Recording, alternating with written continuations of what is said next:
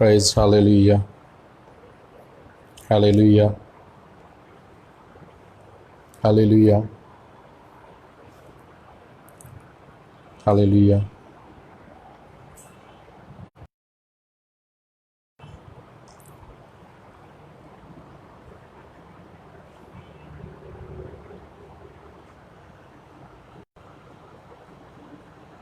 Praise Jesus. Praise Jesus. Hallelujah. Praise Jesus. Hallelujah. Hallelujah. क्या मेरी आवाज़ आ रही है? अगर आपको आवाज़ आ रही है तो नीचे मुझे कमेंट पे प्लीज़ ओके लिख के भेजें अगर आपको मेरी आवाज़ आ रही है। Yes, okay.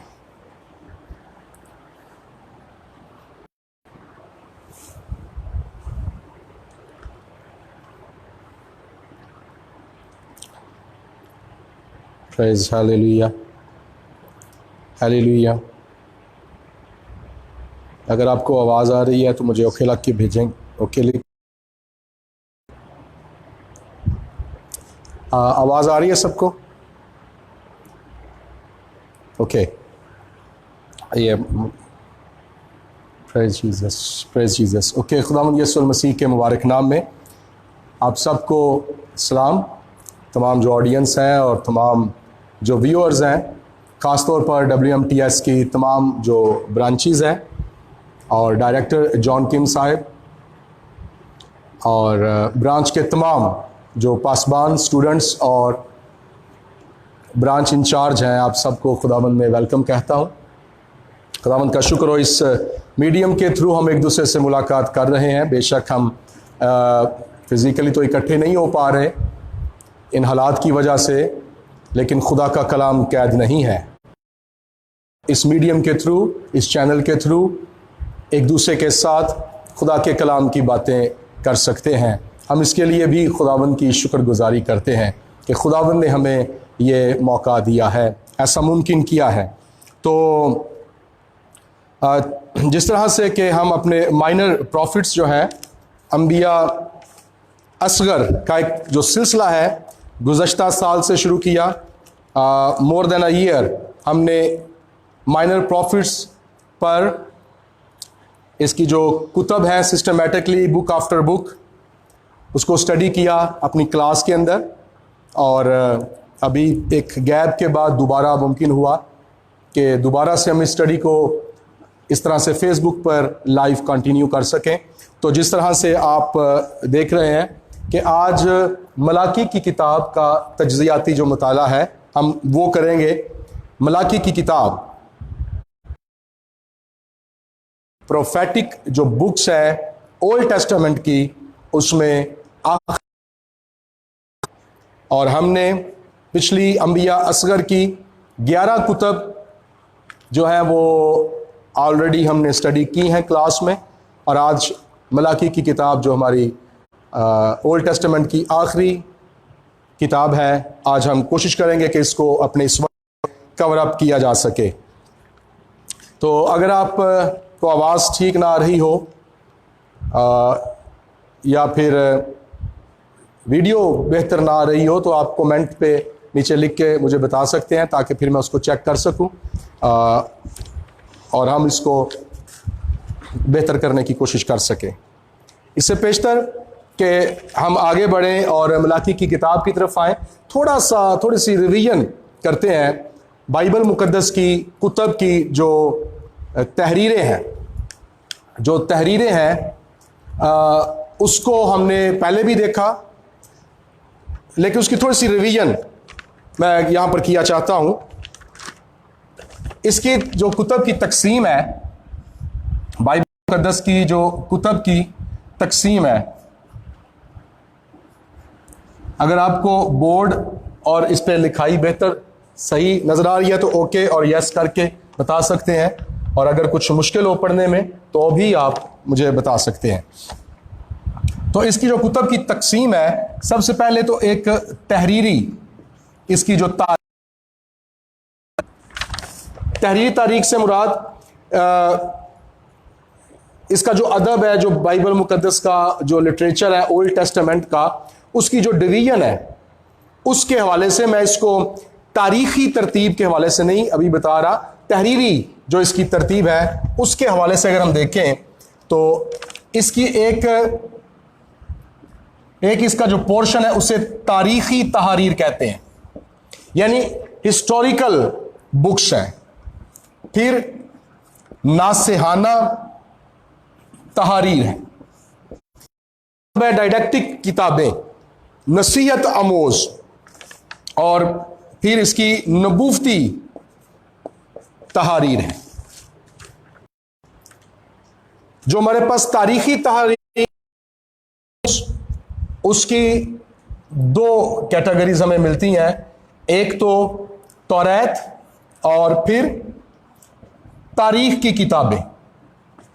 जो हिस्ट्री बुक्स हैं, पेंटाट्यूक और हिस्ट्री बुक्स, ये 5 और 12, ये ओल्ड टेस्टामेंट में हमारे पास नैरेटिव राइटिंग स्टाइल भी है बाइबल जो है, यानी ऐसी तहरीर जो कहानी की सूरत में होती है जिसे हम बयानिया मतन कहते हैं। नैरेटिव राइटिंग स्टाइल है बयानिया मतन, और ये ओल्ड टेस्टामेंट की 17 किताबें हैं। उसके बाद जो नासेहाना तहारीर है, इसके अंदर ये पोइटिक बुक्स इसके अंदर आती हैं, और जो पोइटिक बुक्स हैं नासेहाना तहारीर कुतब है, और मंजूम कुतब हमारे पास 5 मानी जाती हैं, अयूब, जबूर, अमसाल, वाइज और गज़ल। बेशक बाज यर्मिया का नोहा भी इंक्लूड करते हैं, लेकिन हम उसको प्रोफेटिक बुक्स में इसलिए लेकर जाते हैं क्योंकि जो यर्मिया का नोहा है, चूंकि यर्मिया ने लिखा और यर्मिया की किताब के जो बाद आता है, तो इसलिए हम उसको उस तरतीब के अंदर लेकर जाते हैं। तो ये जो पोइटिक बुक्स हैं, इनके अंदर एक खास पैरेललिज्म पाई जाती है जिसको हम मुतवाजियत, पैरेललिज्म यानी मुतवाजियत कहते हैं। ये मुतवाजियत की 3 इकसाम है। एक तो सिनोनिम पैरेललिज्म होती है जिसको हम कहते हैं हम मानी मुतवाजियत, और फिर एक होती है मुतजाद मुतवाजियत, एंटीथेटिक पैरेललिज्म होती है, मुतजाद मुतवाजियत। और एक तीसरी है जिसे सिंथेटिक पैरेललिज्म कहते हैं, और ये हमारे पास होती है इम्तजाजी मुतवाजियत। ये थोड़ी सी मैं किताबों की तकसीम से शुरू करना चाह रहा था ताकि थोड़ा सा रिव्यू हो जाए बाइबल मुकद्दस के किस हिस्से पर अभी हम हैं।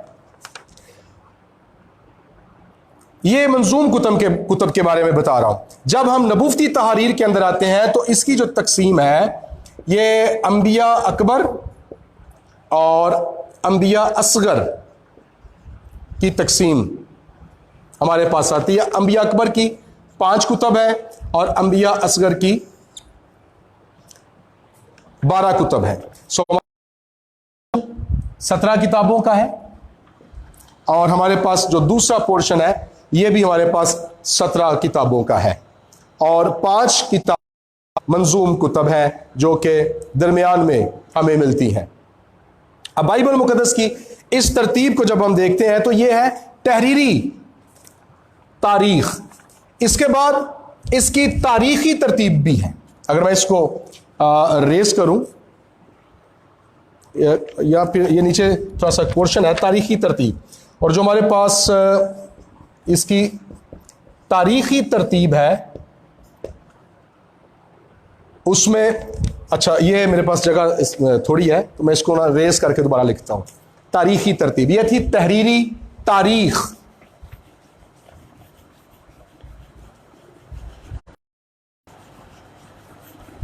अभी हम इसको देखेंगे इसकी तारीखी तरतीब। तारीखी तरतीब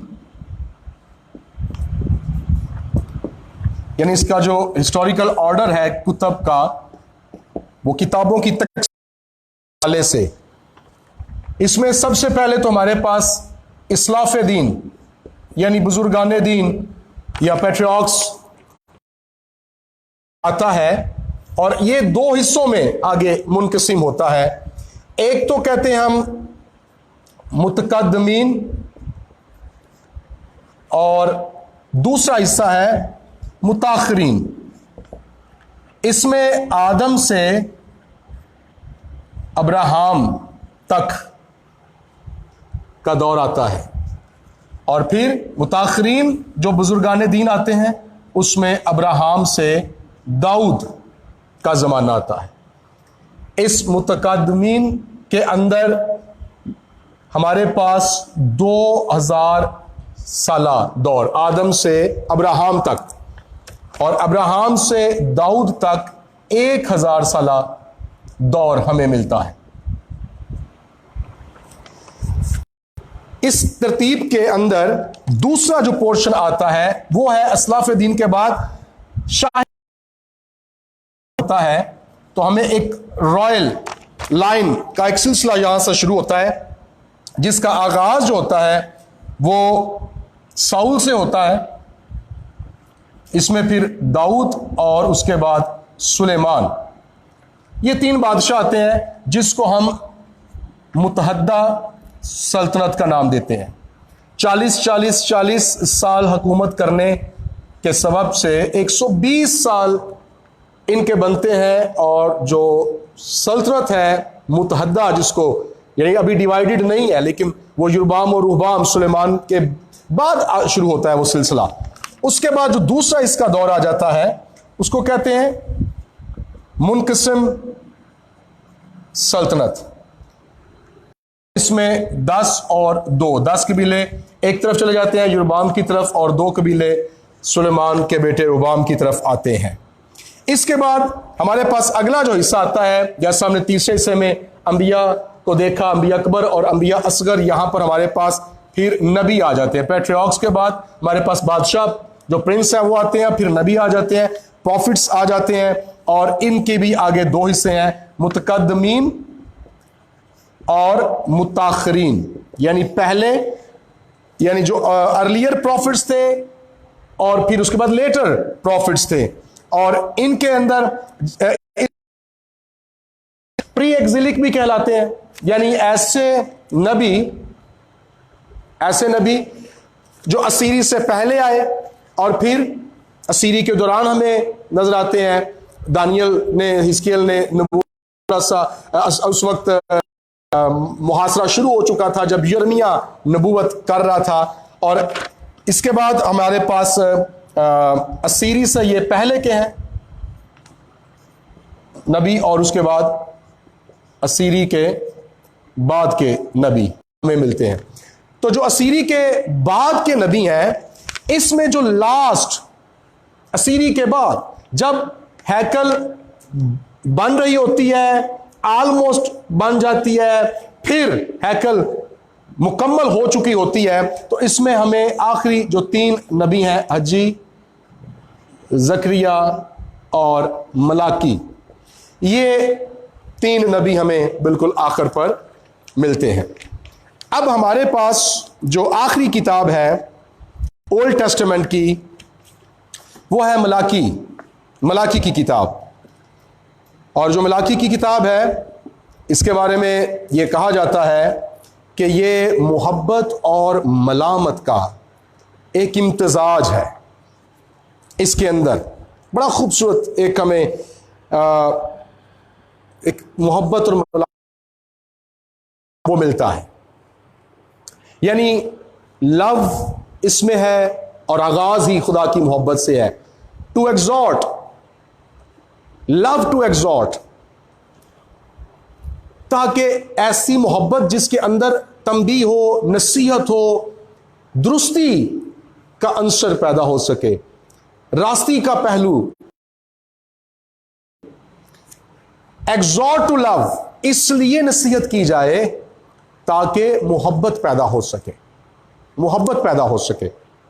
लिहाजा मलाकी की किताब के बारे में यह कहा जाता है कि यह मोहब्बत में नसीहत है, और नसीहत इसलिए ताकि मोहब्बत जागुज़ी हो सके। तो अजीज़ों, आए हम अभी मलाकी की किताब की तरफ चलते हैं, और लिखा है इसके पहले बाब की पहली आयत बाइबल मुकद्दस में देखें, खुदावंद की तरफ से मलाकी की मार्फत बारे नबूवत। ब्रांच के WMTS की ब्रांच के जो नोट कर रहे हैं, लिख रहे हैं, आप जल्दी से इन चीज़ों को नोट करें, क्योंकि फिर मैंने बोर्ड को और भी आगे इसकी आउटलाइनिंग के लिए, इसकी चार्टिंग के लिए और बहुत कुछ लिखने के लिए इस्तेमाल करना है। तो मुझे मैसेज गालबन रिसीव हुआ है कि आप लिख रहे हैं, तो इसलिए इसको जल्दी से लिखने की कोशिश करें। पहले बाब की पहली आयत के अंदर जो लफ्ज बारे नबूवत, बर्डन, बार, नबूवत का एक बर्डन है, वो है ये इसको ऑफ बंद रखिए। जॉन कैल्विन बर्डन के बारे में यूं कहता है कि बारे नबूवत क्या है? जब कभी नबूवत के साथ बार लफ्ज इस्तेमाल हुआ है, इससे मुराद है नबूवत में खुदा की यकीनी अदालत है। अब नबूवत के बारे में एक बात याद रखें कि खुदा ने जो नबूवत की भी आगे हमने चूंकि इसको क्लास में ऑलरेडी पढ़ा है कि नासिहाना नबूवतें कौन सी हैं, और फिर जो प्रोफेटिक मुस्तकबिल आने वाले वक्त के बारे में नबूवतें हैं वो कौन सी हैं। तो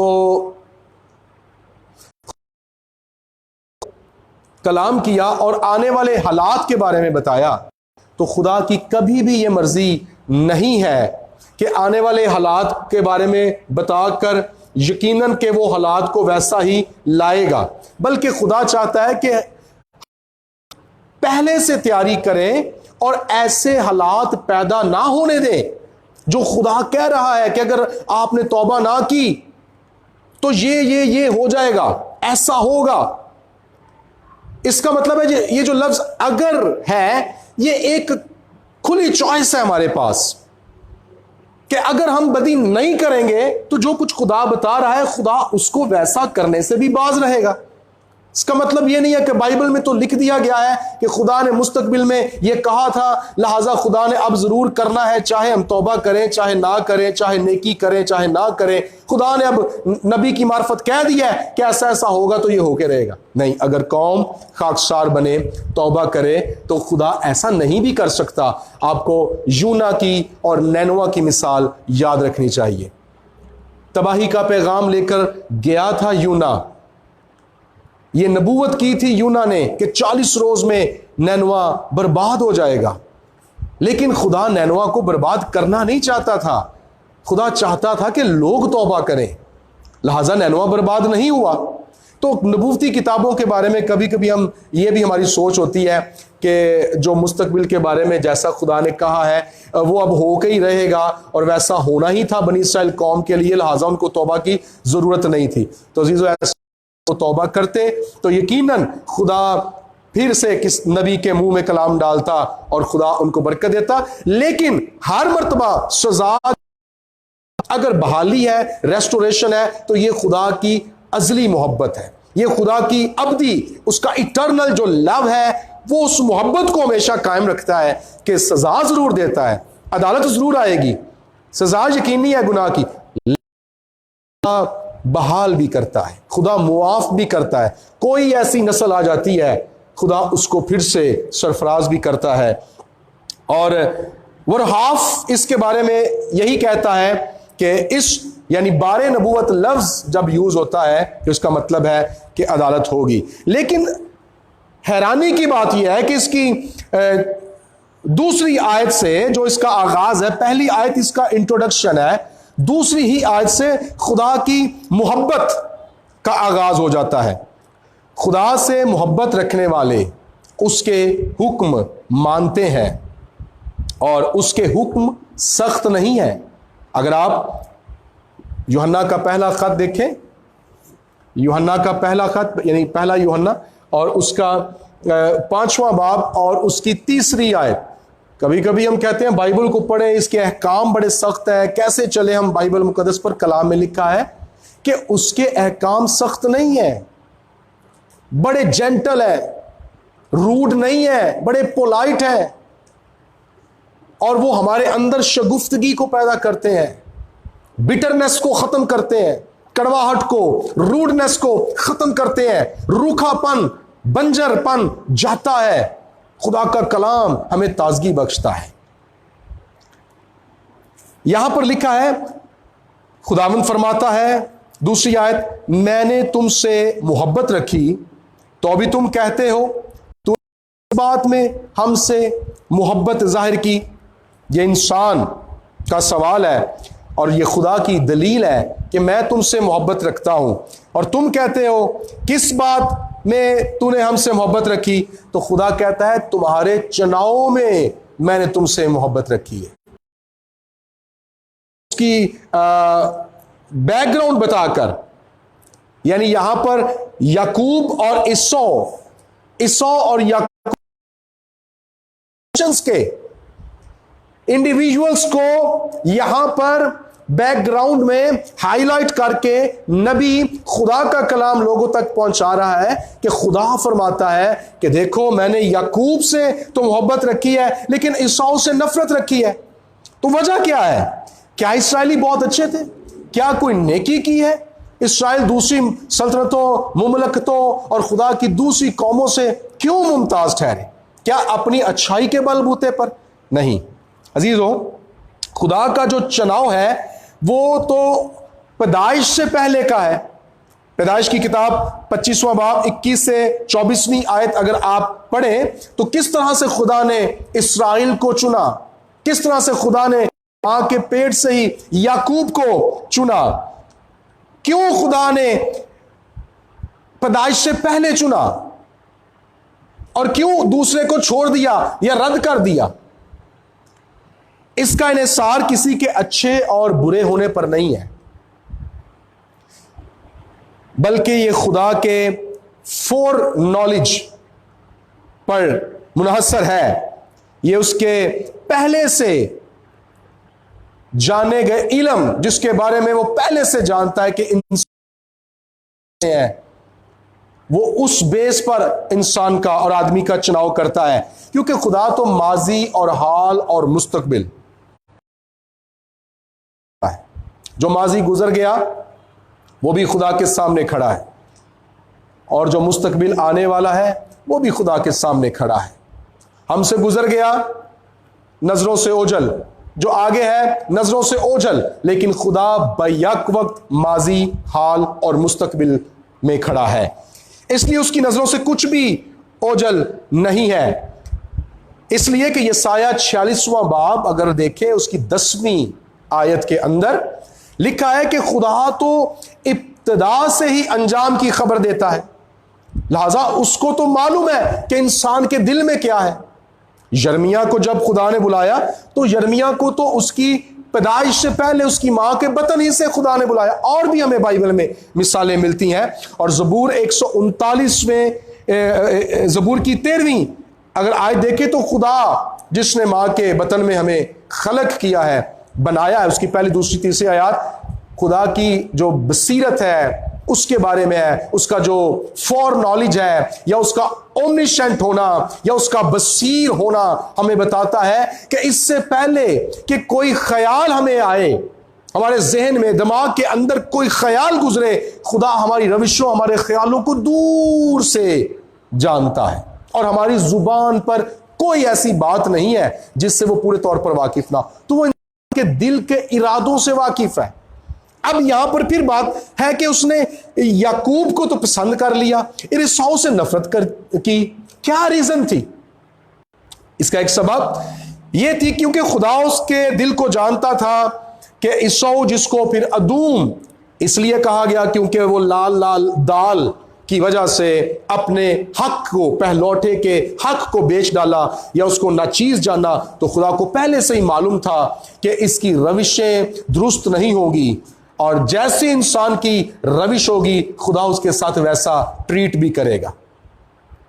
अब यहां पर गिनती 20वें बाब की 17 से 20वीं आयत अगर हम देखें तो हमें मालूम होता है कि अदूमियों ने इसराइलियों के साथ अच्छा नहीं किया था, क्योंकि जब वो मिस्र से निकले, अगर मैं इसको रेस करूं, मुझे उम्मीद है कि आपने इसको नोट कर लिया हुआ है, लिख लिया है। जब मिस्र के अंदर से यहां से निकलते हैं इसराइली, तो वो बहरे कुलजम को पार करके बियाबान के अंदर आते हैं। तो यहां पर इसराइल है, यहां पर अदूम है। अब वो यहां से गुजर कर ईजी जा सकते थे, यहां पर फिर बहरा मुर्दार आ जाता है, लेकिन यहां से अदूमियों ने उनको गुजरने नहीं दिया कि वो मिस्र से सीधा निकल के तो इधर चले जाते। हालांकि उनकी मिन्नत की गई कि भाई हम आपका कोई नुकसान नहीं करेंगे, हम सीधा सीधा सीधा रास्ते से, सड़क से चले जाएंगे, खेतों में नहीं जाएंगे, हम आपसे पानी भी मोल लेंगे और आपको अगर कोई नुकसान हुआ तो उसका पूरा हर्जाना देंगे। इसके बावजूद भी की अदूमियों ने, और उन्होंने इसराइलियों की मुखालफत की और नहीं जाने दिया। लिहाजा फिर वो क्या हुआ, उनको यहां से मुआब के मैदानों से घूम कर यर्दन को पीछे की तरफ, इस तरह से उनको अपने मुल्क के अंदर आना पड़ा। अदूमियों ने इसराइलियों की तब मुखालफत की, लेकिन क्यों खुदा ने, क्योंकि ये असीरी के बाद मलाकी की मार्फत ये कलाम है, तो क्यों खुदा ने अदूमियों से नफरत रखी? यहां पर असीरी के बाद बहाल होने वाले लोगों को खुदा अपने बंदा की मार्फत क्या बताना चाह रहा है? अगर हम 137वां ज़बूर देखें, इन्होंने क्या ऐसा काम किया था कि खुदा अपने बंदा की मार्फत उनको बता रहा है कि मुझे अदूमियों से नफरत है। 137वां ज़बूर अगर हम देखें तो हमें मालूम होता है कि ये वो ज़बूर है जब इसराइली जो थे, ये इसराइलियों का नोहा, अगर आप उसकी हेडिंग देखें, लिखा हुआ है असीरी में थे, बाबल की नदियों के पास बैठे थे और सयून को याद कर रो रहे थे। और उस वक्त में उनको सताने वाले, उनको चिढ़ाने वाले कहते हैं अपने खुशी के नगमे सुनाओ, यानी अपने सयून के गीत सुनाओ, अपनी अच्छे वक्तों को याद करके गीत सुनाओ। हमको असीर करने वालों ने गीत गाने का हुक्म दिया, तो कहते हैं हम परदेश में खुदावंद का गीत कैसे गाएं, बड़े दुख में पड़े हैं। और लेकिन याद उनके अंदर है, इस्राएल की, यरूशलेम की, हैकल की याद इस तरह से है कि 5वीं आयत में लिखा है 137वें ज़बूर की कि अगर यरूशलेम को, ऐ यरूशलेम अगर मैं तुझे भूलूं, यानी अगर मैं यरूशलेम को भूल जाऊं, अपना हाथ अपना हुनर भूल जाए। और फिर आगे लिखा, लेकिन अब 7वीं आयत से अदूम का सिलसिला शुरू होता है। इन्होंने क्या किया? जिस वक्त बाबल हमलावर था, नबूकदनेस्सर हमलावर था, अदूमी बड़े खुश थे, ये बड़े राजी थे। और इन्होंने, हालांकि इसराइली अदूमियों के भाई हैं, लेकिन इन्होंने बाबलियों के साथ मिलकर, दुश्मनों के साथ मिलकर इसराइलियों को सताया। और कैसे सताया? इन्होंने कहा ऐ खुदावन, यहां पर लिखा है यरूशलेम के दिन को बनी अदूम के खिलाफ याद कर, जो कहते थे इसे ढा दो, इसे ढा दो, इसे बुनियाद तक ढा दो। वो खुश हो रहे थे जब बाबल हमलावर था, इसलिए उसको कहा है ऐ बाबल की बेटी। यहां पर अदूमियों को, इसौ की औलाद को, जो आजकल का इलाका पेट्रा का इलाका है, जिसको सिला और ग्रीक में पेट्रा तर्जमा किया गया, जिसका मतलब चट्टान है, तो ये लोग चट्टानों में रहते थे, चट्टानों की शगाफों में, और समझते थे कि हमें कोई बर्बाद कर ही नहीं सकता, कोई हम पर हमलावर हो ही नहीं सकता। माजी में बड़े सख्त हालात में से भी गुजरे हैं, लेकिन इनको कहा ऐ बाबल की बेटी, जो हलाक होने वाली है वो मुबारक होगा जो तुझे उस सलूक का जो तूने हमसे किया बदला दे। अब इन्होंने सलूक क्या किया? एक तो ये नारे मारते रहे, इसे ढा दो, इसे ढा दो, फौजें आ रही हैं, रथ आ रहे हैं, घोड़े भाग रहे हैं, ये भी साथ साथ भाग रहे हैं और उनको शाबाश दे रहे हैं। हम कहते हैं हलाशरी देना, थापड़े मारना, शाबाश शाबाश, हम आपके साथ हैं, बढ़ो बढ़ो, ये लो हमारी रास्ते से गुजरो, इनको मारने के लिए आप हमारे रास्ते, हमारा शहर, हमारा मुल्क, ये आप इस्तेमाल कर सकते हो। जब अपनों ने कहा कि गुजरने दो, हम आपका नुकसान भी होने नहीं देंगे, तो इन्होंने दरवाजे बंद कर लिए, रास्ते बंद कर लिए। लेकिन दुश्मनों के लिए इन्होंने फाटक खोल दिए। और एक तो इन्होंने ये किया, दूसरा इन्होंने क्या किया, लिखा है जो तूने हमसे किया बदला दे, वो मुबारक होगा। क्या किया? वो मुबारक होगा जो तेरे बच्चों को लेकर चट्टान पर पटक दे। ये था अदूमियों ने किया। जब दुश्मन हमला इस्राएलियों के बच्चों को लिया, गोया अपने ही भाइयों की औलाद अपने हाथों में बच्चों को लिया, छोटे छोटे शीरखारों को, बच्चों को पकड़ा और उनको दीवारों से, चट्टानों से उनके सर फोड़ते रहे, उनको मारते रहे, चट्टानों से टकराते रहे। इसीलिए ये ज़बूर के अंदर लिखा है कि जो तूने हमसे किया मुबारक होगा वो जो तेरे साथ भी वैसा करे जैसा तूने हमारे बच्चों को चट्टानों पर मारा। उन्होंने पकड़ी उनकी टांगे और छोटे छोटे बच्चों को और बहुत जुल्म किया। इसलिए खुदा फरमाता है यहां पर कि मैंने याकूब से मोहब्बत की है, यानी ए इस्राएल और ए असीरी से बहाल शुदा कौम, मैंने तुझसे मोहब्बत की है, लेकिन इसौ उससे मैंने नफरत रखी है, अदावत की है और उसके पहाड़ों को वीरान किया और उसकी मेरास बेयाबान के गीदड़ों को दी। जो कल्चर है यहां पर हमें आसानी से समझ आता है। ये इसका क्या मतलब है कि मेरास बेयाबान के गीदड़ों को दी, यानी जब खंडर हो, वीरान, उजाड़, गैर गुंजान आबाद इलाके हो, अनपॉपुलेटेड एरियाज हो, वीरानी हो, तबाही हो, तो वहां पर हम कहते हैं कि इथे थे उल्लू बोल दे पे। तो यहां पर लिखा है कि वहां पर गीदड़ चंगाड़ेंगे, गीदड़ वहां पर फिरेंगे, क्योंकि ये वीरानी को बयान करता है, किस कदर तबाही है। और खुदा ने कहा कि अगर ये कहें हम बर्बाद तो हुए, कोई बात नहीं है, फिर तामीर करेंगे। रब्बुल अफ़वाज फरमाता है मैं फिर ढा दूंगा। ये शरारत का मुल्क है, मैं इसे कभी आबाद नहीं होने दूंगा। और आज तक ये मुल्क आबाद नहीं है। ये टूरिस्ट प्लेस तो बनी हुई है, मुझे मौका मिला वहां पर जाने का, ये टूरिस्ट प्लेस तो बनी हुई है, पेट्रा का इलाका, लेकिन ये बहाल नहीं है। और इसका नाम शरारत का जो है, लोग कहेंगे कि ये शरारत का मुल्क है जिन पर हमेशा खुदावंद का कहर है। जिस तरह सदूम और अमूरा ये बहाल नहीं हो सके, खुदा ने इनके लिए भी यही बात की थी। और याद रखें खुदावंद ला तब्दील खुदा है। बस खुदा ला तब्दील खुदा है। अगर आप तीसरे बाब की, मलाकी तीसरा बाब और उसकी 6ठी आयत देखें तो लिखा है क्योंकि मैं खुदावंद ला तब्दील हूं। और ज़बूर 102 और उसकी 27वीं आयत के अंदर भी यह लिखा है कि खुदा ला तब्दील है और उसके बर्स ला इंतहा है। उसकी नेमतें और उसका बुलावा बेतब्दील है। रोमियो 11वें बाब की 29वीं आयत, लिहाजा खुदा ने इस्राएलियों को बुलाया और उसका बुलावा और उसकी नेमतें बेतब्दील हैं। अजीजों, खुदा ने हमसे मोहब्बत रखी।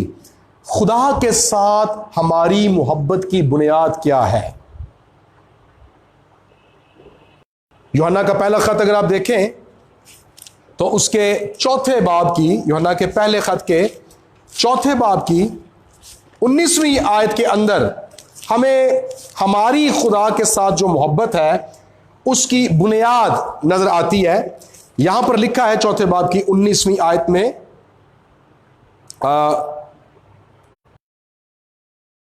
इसलिए मोहब्बत रखते हैं कि पहले उसने हमसे मोहब्बत रखी। तो खुदा की बुनियाद दर हकीकत खुदा की मोहब्बत है। पहले उसने हमसे मोहब्बत रखी और उस बुनियाद पर जो उसने मोहब्बत की बुनियाद डाली, फिर उस पर हम मोहब्बत की इमारत तामीर करते हैं। तो जो बुनियाद का पत्थर है वो खुद खुदा की मोहब्बत है, और उस पर हम मोहब्बत की ही इमारत जो है वो तामीर करते हैं। और खुदा ने अपने लोगों को खास उम्मत होने के लिए बुलाया। इस्तिस्ना की किताब उसका 7वां बाब और उसकी 6ठी, 7वीं और 8वीं आयत अगर आप देखें तो किस तरह से खुदा ने अपने लोगों को अपने खास लोग होने के लिए बुलाया। हम जो चर्च है, हम भी खुदा के अहद के लोग हैं। We are also the covenant community. Church is the covenant community of the God and through Christ. तो खुदा अपने अहद के अंदर, अपने वादों के अंदर अपने लोगों को शरीक करता है। क्यों शरीक? क्या हम निजिस काम करें, गुनाह करें, बदी करें, इसलिए खुदा ने बुलाया इस्राएलियों को, या आज खुदा हमें बुलाता है? नहीं, बल्कि हम खुदा का जलाल जाहिर करें, पाकीज़गी, रास्ती की जिंदगी गुजारें और अपनी जिंदगियों से खुदा का जलाल जाहिर करें।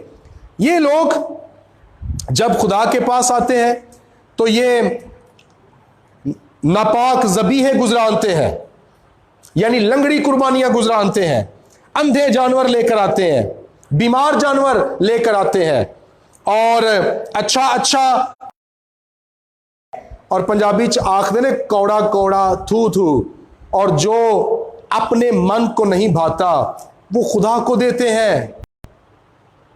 अहबार की किताब के अंदर 22वीं आयत से 22वीं आयत तक अगर आप पढ़े द बुक ऑफ लेविटिकस, तो वहां पर हमें जिक्र मिलता है कि खुदा ने उनको कहा था कि जब कुर्बानी के लिए आना है तो आपके पास जो जानवर है बेऐब हो, उसमें किसी किस्म का नक्श नहीं होना चाहिए।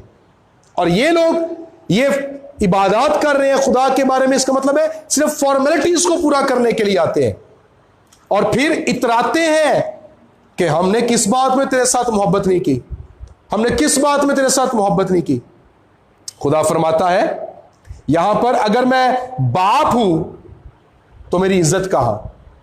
रवी ज़करिया अपने मैसेज के अंदर बताते हैं अपने इंडियन कल्चर के बारे में, और पाकिस्तान में हम भी ऐसा ही करते हैं कि जब हम अपने वालिद और अपने बाप को बुलाते हैं तो हम अपने बाप को जब हम अब्बू कहते हैं तो साथ एक टाइटल, एक लकब जी भी लगाते हैं, यानी हम कहते हैं अब्बू जी। ये एहतराम का टाइटल है, या हम कहते हैं अम्मी जी, ये एहतराम का टाइटल है। अगर हम पापा भी कहते हैं, अंग्रेजी लफ्ज भी आ गया है, डैडी भी कहते हैं, तो साथ हम जी लगाते हैं, जी पापा जी, जी मामा जी डैडी जी। तो ये है एहतराम, ये है टाइटल, ये है लकब। तो खुदा यहां पर नबी की मार्फत फरमाता है, बस अगर मैं बाप हूं तो मेरी इज्जत कहां। लिखा है कि नौकर अपने आका की ताजीम करता है।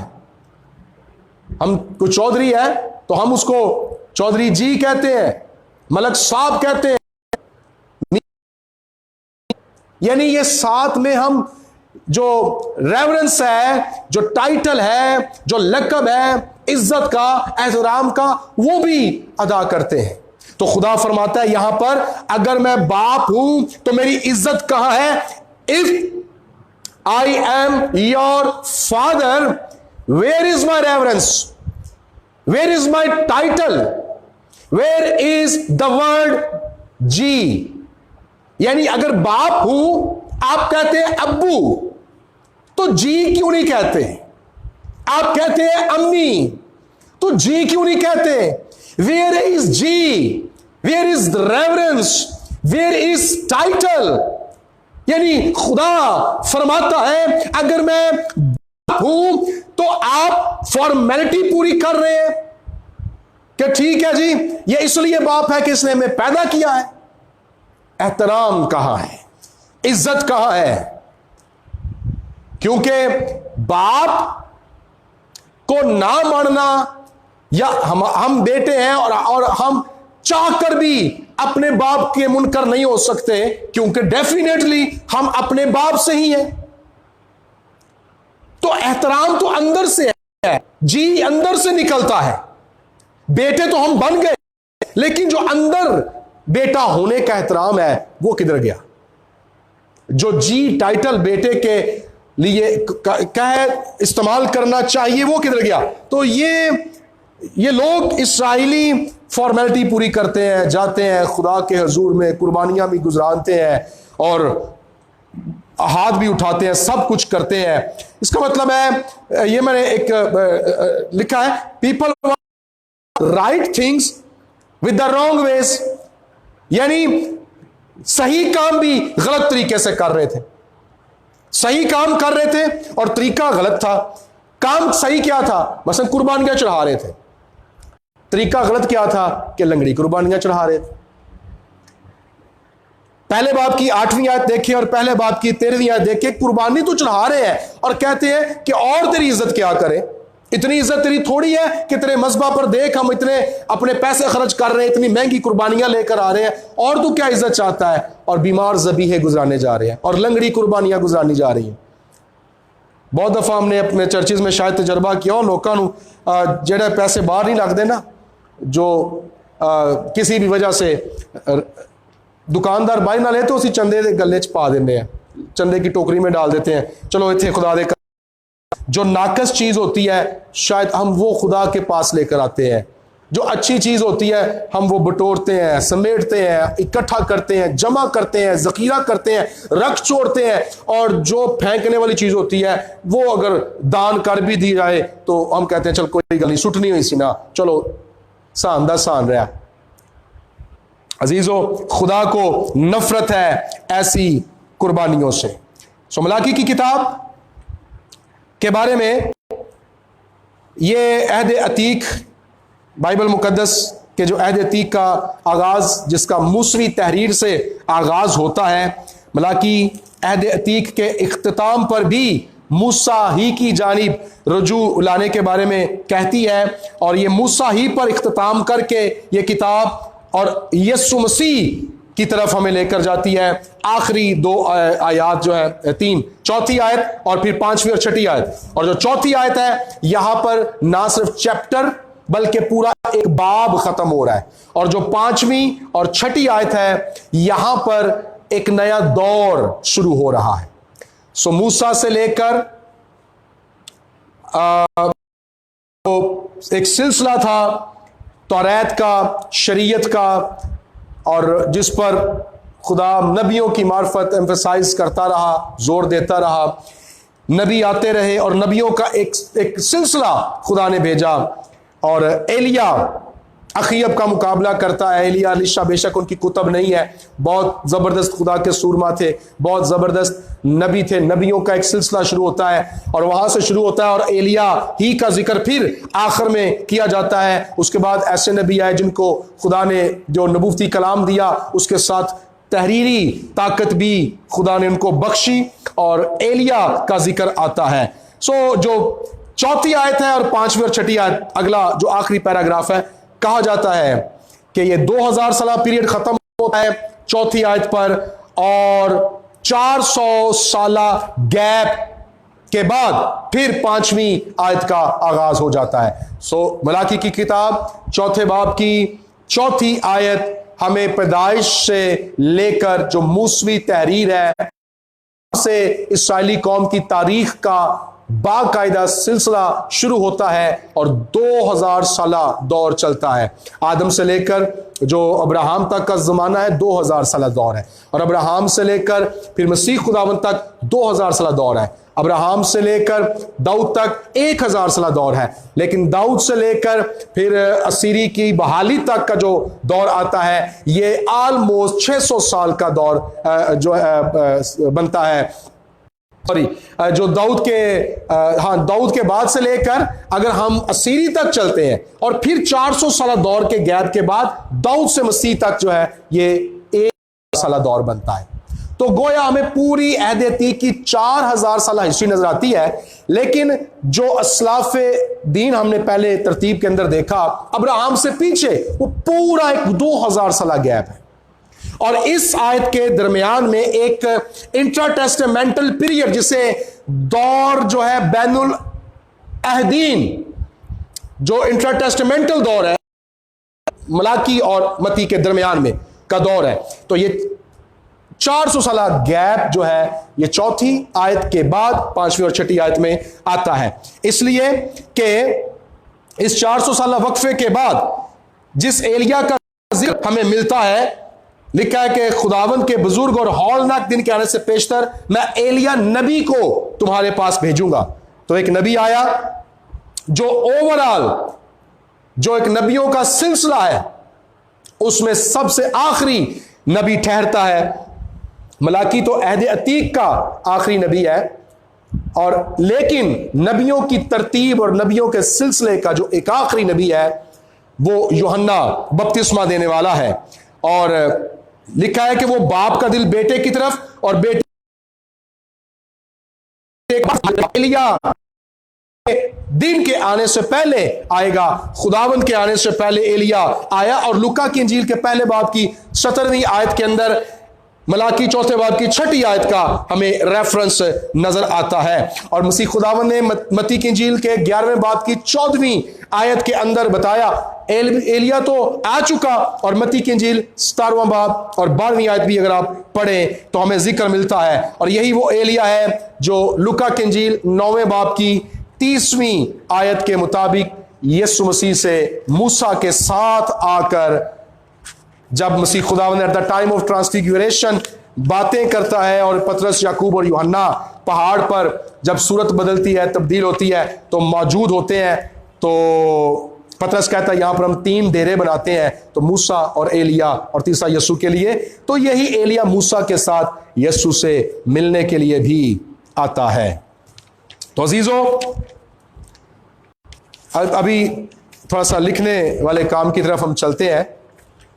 मलाकी की जो किताब है इसके जो तदरीसी नुकात है, मलाकी की किताब के जो तदरीसी नुकात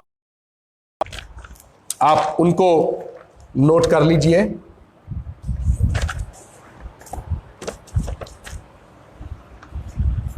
इसके तदरीसी नुकात यानी दरसो तदरीस के जो इसके टीचिंग मेन टीचिंग जो पॉइंट्स हैं, तदरीसी नुकात।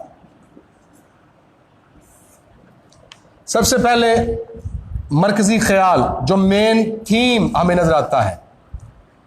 बेशक सारी किताब पढ़े हमें लगेगा ये क्या मेन थीम, इससे क्या मुराद है, लेकिन असल में चौथे बाब की जो पहली आयत है, बिहोल्ड ही इज कमिंग, देखो देखो वो दिन आता है, देखो वो दिन आता है। और ये जो दिन है इसको अगर आप यूं ब्रैकेट में करें, आप बिहोल्ड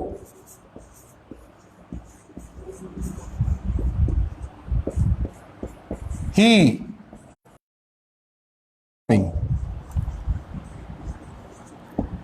आप इसके थीम है उसमें इसको लिख सकते हैं, जो मैंने नोट किया है यहां पर।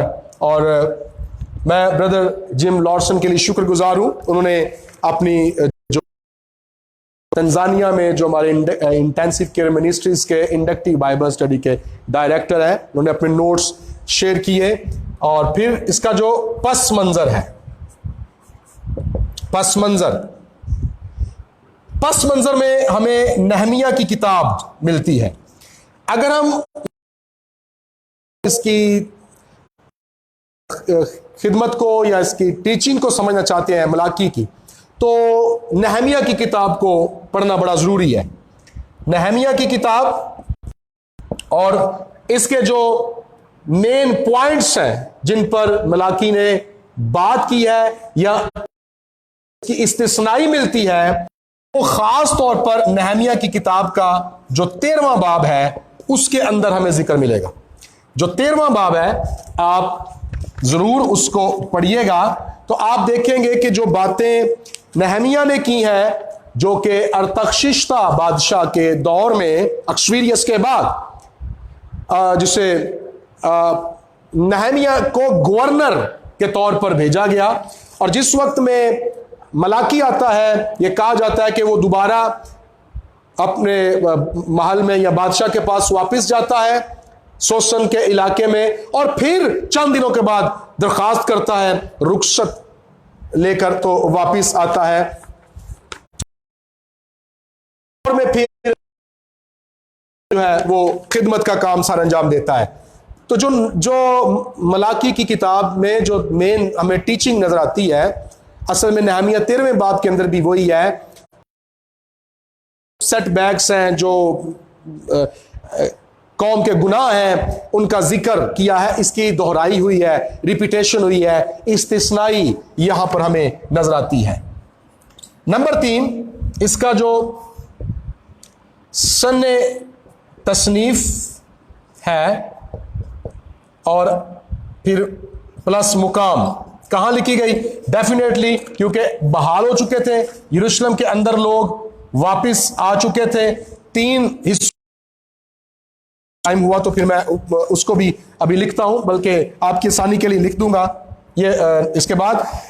तो यरूशलेम के अंदर डेफिनेटली उसकी खिदमत है, और इसका जो सन्ने तसनीफ है वो कहा जाता है, ये इसको आप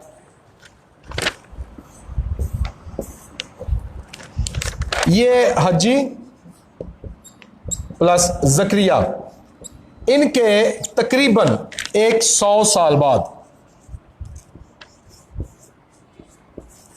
100 साल के बाद मलाकी, यानी पूरी 1 सेंचुरी के बाद मलाकी जो है वो अपनी नबूवती खिदमत का आगाज करता है, और तकरीबन ये 420 काफ मीम, यानी इसे वैसे 400 जो मोतबर रवायात हैं उनके मुताबिक 430 से 410 काफ मीम के दौरान किसी वक्त भी उसने इन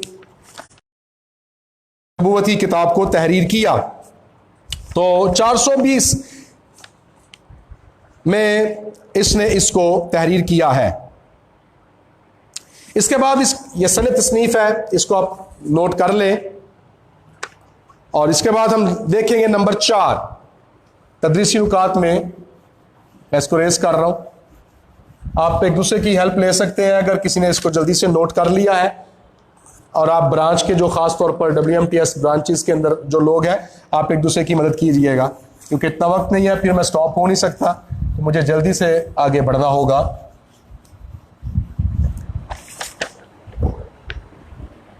इसका जो तारीखी पस मंजर है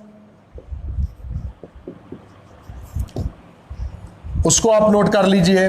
नंबर 1, 515 काफ मीम में क्या हुआ था, हैकल की तकमील और उसकी तकदीस हुई थी। ये 6ठा साल था दारा अव्वल का, अगर मैं इसको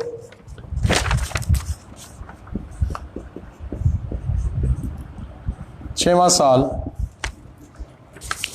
उसके बाद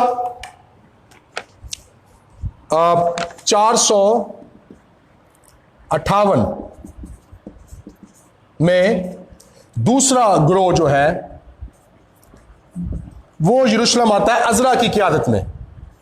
दूसरा ग्रोह असीरी से वापस आता है, और अजरा की क़यादत के अंदर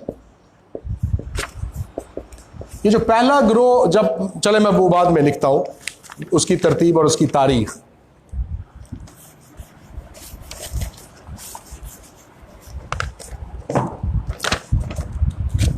नंबर 3,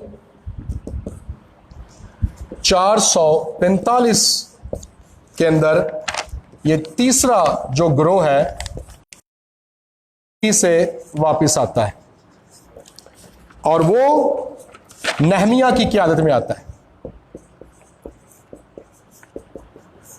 445 में। इसके बाद जो तरतीबें हैं इसकी असीरी की और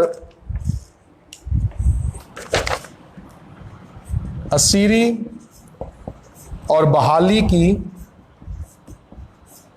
तरतीब व तारीखें, वो भी आप नोट कर लें। मैंने आपकी आसानी के लिए यहां पर इनको भी नोट किया।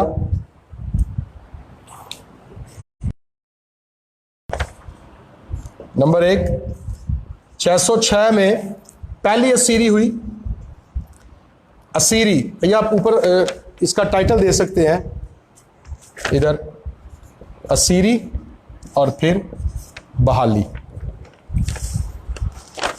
606 में और 536 में वापसी हुई ज़ुरबाबल की क़यादत में।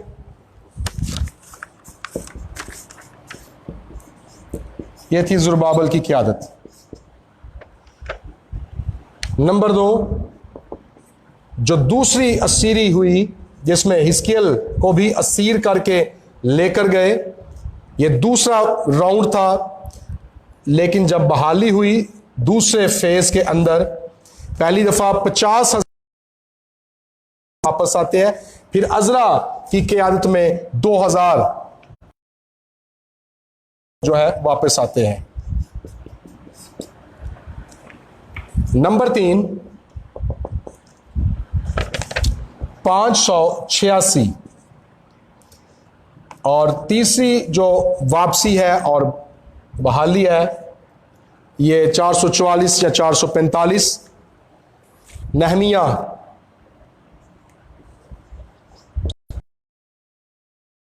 45 ये नहमिया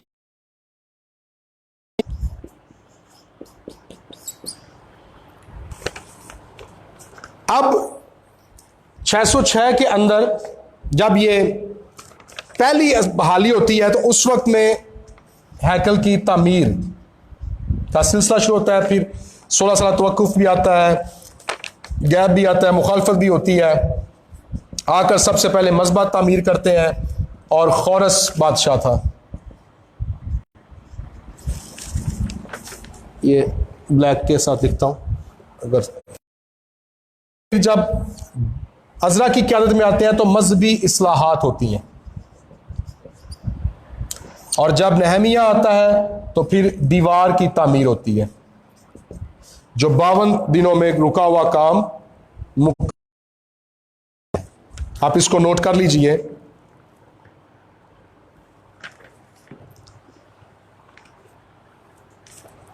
ये तदरीसी नुकात के अंदर चौथा पॉइंट था, और ये फिर इसका जो सब पॉइंट है साथ। अभी मैं इसको रेस कर रहा हूं। दारा अव्वल का छठा साल ये ऊपर मैं लिखा था।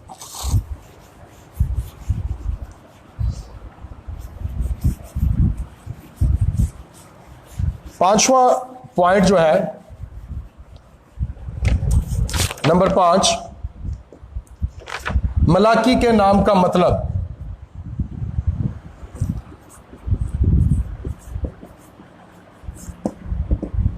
इसका मतलब है मेरा पैगाम बर उठाना। और ये पहले बाब की पहली आयत, दूसरे बाब की 7वीं आयत और तीसरे बाब की पहली आयत के अंदर हमें मिलता है। इसके बारे में ये भी कहा जाता है, बाज़ लोग कहते हैं कि ये मलाकी जो है ये उसका प्रॉपर नेम नहीं था, यानी टाइटल था, क्योंकि मलाकी के नाम का मतलब है मेरा पैगाम्बर। और आगे इसके लिए लफ्ज़ रसूल जो इस्तेमाल हुआ है वो भी असल में असल मतन के अंदर लफ्ज़ रसूल ही इस्तेमाल हुआ है। एक जगह पर मलाकी लिखा है हमारे उर्दू तर्जमे में, और तीसरे बाब की पहली आयत के अंदर रसूल लफ्ज़ लिखा है। तो ये कहा जाता है कि जी ये एक टाइटल है, ये शायद एक इसम मारफा नहीं है, लेकिन हकीकत में ये एक शख्स था तारगुम तर्जमा था। तारगुम का मतलब ही तर्जमा है। और जब सीरीज से लोग वापस आए थे तो वो इब्रानी जुबान नहीं थे बोल सकते और अरामी यूज करते थे, या फिर इब्रानी में जब थी तो उनको तर्जमे की जरूरत पड़ती थी, तो एक तर्जमा सामने आता है तारगुम। उसके अंदर तो मलाकी के साथ आगे लिखा हुआ है, ये कामूसुल किताब से मैंने ये चीज ली कि ये टाइटल इजाफी फिक्रे के तौर पर लिखा हुआ है मलाकी, और इजाफी फिक्रे के तौर पर लिखा हुआ है जिसका नाम अजरा फरीसी कहलाता है। कामूसुल किताब उसके सफ़ा नंबर 949 जो पुराना वर्जन है उसके अंदर लिखा हुआ है। मलाकी की किताब के बारे में मेरे सामने ये आ गया। टर्टलियन ने उसको कहा, टर्टलियन ने कहा कि मलाकी की किताब मसीहत का किनारा है, it's a skirt of Christianity, और सरहद है, and also a boundary of Christianity. So आप इसको नोट कर लीजिए, इस नंबर 5। नंबर 6 खुदा का कलाम। ये मलाकी खुदा की किताब खुदा का कलाम किस तरह से है? बेशक बार बार ये लफ्ज इस्तेमाल हुआ है कि खुदावंद फरमाता है, रब्बुल अफ़वाज फरमाता है। तो खुदा का कलाम किस तरह से है कि इसके कुल 4 अबवाब है, और 4 अबवाब की जो 55 कुल आयात है में से इसकी 47 आयात, 55 में से 47 जो आयात है, आयात में खुदा खुद बोलता हुआ नजर आ रहा है। यानी बराह रास्त, ये कोई थर्ड पर्सन नहीं है। 47 आयात के अंदर नबी मीडिएटर होकर बात नहीं कर रहा, बल्कि खुदा बराह रास्त कलाम कर रहा है। 55 में से 47 जो आयात है बराह हमें नजर आता है। और इसका जो 7वां पॉइंट है वो आप नोट कर लें, अहद अतीक व अहद जदीद का ताल्लुक। वो किस तरह से हमें मलाकी की किताब अहद अतीक और अहद जदीद का ताल्लुक मूसा से आगाज होता है शरीयत का, और इसी से यहां पर ओल्ड टेस्टामेंट का इख्तिताम होता है। फिर एलिया आगाज और इख्तिताम, मूसा मसीह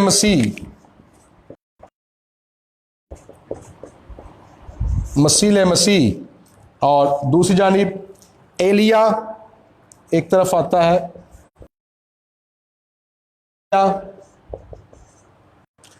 और सॉरी मसीह मूसा यहां पर लिखी है क्योंकि वो तो खुद क्राइस्ट है। मसीह मूसा और मसीह एलिया, और यहां पर हमें नजर आता है यीशु और हन्ना, और ये दोनों कजन भी हैं। तो इसका जो ताल्लुक है, यानी ये इसका जो कनेक्टिंग लिंक है वो हमें नजर आता है। बानी इसको थोड़ा सा पीछे करें ताकि मेरा ये सारा कवर हो, एक ही जगह पर रहने दे, बार बार मुझे बार बार आगे पीछे जाना पड़ रहा है। हाँ, कनेक्टिंग लिंक और कंक्लूजन, इसमें कंक्लूजन भी है और फिर एक कनेक्टिंग लिंक भी है। यानी मुनकसिम सल्तनत में सबसे पहले हमें एलिया आता है अखीब के दौर में, और फिर आखिर में मलाकी। तो ये आप जो तदरीसी इसके नुकात हैं जो मैंने अपने पास यहाँ पर नोट किए, आप इनको अपने पास महफूज कर सकते हैं। अगर हम इसकी और मज़ीद आउटलाइनिंग को देखना चाहें, आप इसको नोट कर लें। Praise hallelujah. जो लिख रहे हैं जल्दी से इसको नोट कर लें। मलाकी की जो किताब है, मैं जब पढ़ रहा था काहिन के लब प्रोफेसर असलम ज़ैदी वहाँ से कोशाचीनी कर रहा था चंद बातों की, तो उसके बिल्कुल जो पेश लफ्ज़ है सफ़ा नंबर 7 पर, तो उसमें जॉन मकबूल उन्होंने कहा कि ये मसीहत का मुज़ाफ़ाती इलाका है। बहुत ज़रूरी है कि जब हम अहद जदीद की तरफ जाते हैं तो जहाँ पर अहद अतीक का इख्तिताम हो रहा है और जहाँ पर अहद अतीक की जो आखिरी इख्तितामी किताब है उसकी जो क्लोजिंग वर्सेस है, यानी वहाँ पर उनका इख्तिताम हो रहा है, उनको और उस साइनेरियो को जानना बहुत ज़रूरी है। तो ये एक एक्सटेंडेड एरिया है, मुल्हक्का जो इलाका है हमारी क्रिश्चियनिटी का नए पीरियड के साथ ताल्लुक है। हमें इसमें बड़ी खूबसूरत तारीख मिलती है, माजी को और मुस्तकबिल को कनेक्ट किया गया है। एक द बुक ऑफ श्योरिटी भी कहलाती है और खुदा इसमें अपनी कौम के साथ अपनी वफादारी को भी बहुत जोर देकर बयान करता है कि किस तरह से, और कौम को बताता है खुदा कि किस तरह से वो बेवफा है मुसलसल, और किस तरह से मुसलसल खुदा मुसलसल उनके साथ वफादार है। यानी अगर हम इसको लिखें, अगर आपने इसको नोट कर लिया, मैं इसको रेज कर रहा हूं।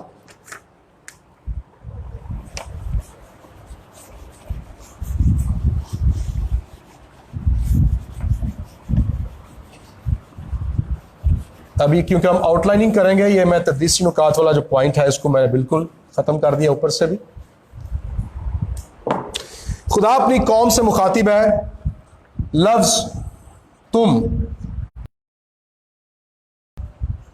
मैं, लेकिन खुदा फरमाता है तुम बड़ी मुद्दत से,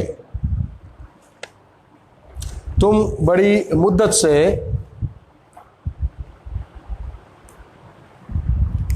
यस मेरे साथ, तुम बड़ी मुद्दत से मेरे साथ बेवफा हो, और फिर मैं बड़ी मुद्दत से तुम्हारे साथ वफादार हूं।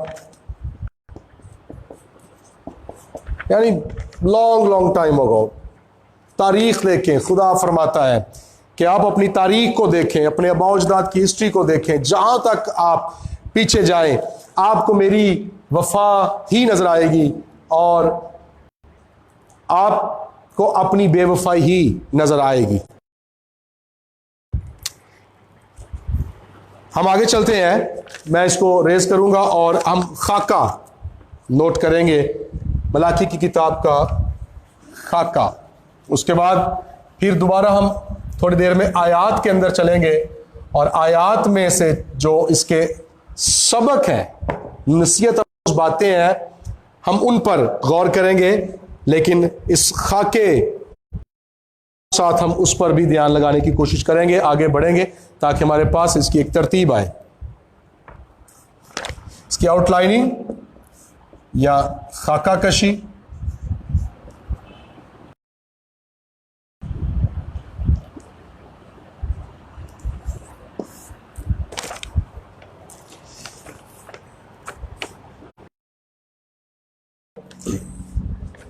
नंबर 1, माजी का हवाला यहां पर दिया गया है। पहले बाब की पहली से 5वीं आयत तक, जिसके अंदर माजी के हवाले में हमें याकूब मिलता है, जिसको इसराइल कहा गया साथ खुदा की मोहब्बत है। नंबर 2, ईसौ या ईसु हम बोलते हैं, और अदूम,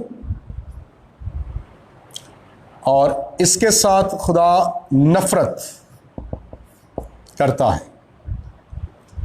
और ये माजी का खुदा उनको दे रहा है। उनके जो मौजूदा गुनाह है उसके बाद हमें उनका जिक्र मिलता है। पहली जो आयत है एक खूसियत के साथ इंट्रोडक्टरी वर्स भी कहलाती है। मौजूदा गुनाह, ये हमें मिलता है। यस, ओके, पहले बाब की 6ठी आयत से तीसरे बाब की 15वीं आयत तक इन गुनाहों के अंदर कौन से गुनाह शामिल हैं, किन गुनाहों को स्पेसिफाई किया गया है। यहां पर काहिन और फिर लोग, यानी हेड, काहिन दा काफ काफी बड़ा पे आ गया, इसको मैं थोड़ा छोटा कर रहा हूं। हेड और फिर लोग, आप इसको नोट कर लीजिए, बॉडी, ये लोग बीमार है, काहिन भी बीमार है, लोग भी, और अगर सर बीमार होगा तो सारा बदन डेफिनेटली बीमार होगा। पहले बाब की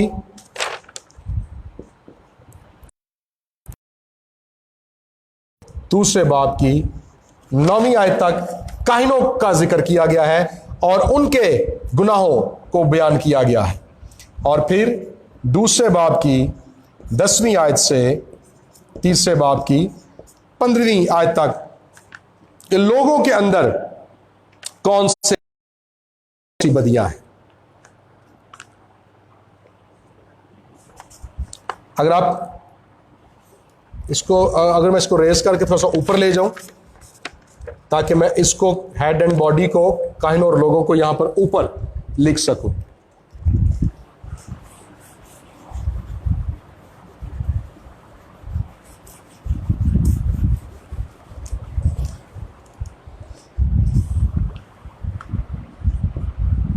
थोड़ा सा मुझे थोड़ा बड़ा भी लिखना पड़ रहा है ताकि कैमरे के अंदर आपको नजर आ सके।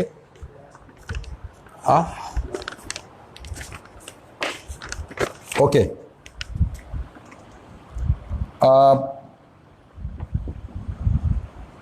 हेड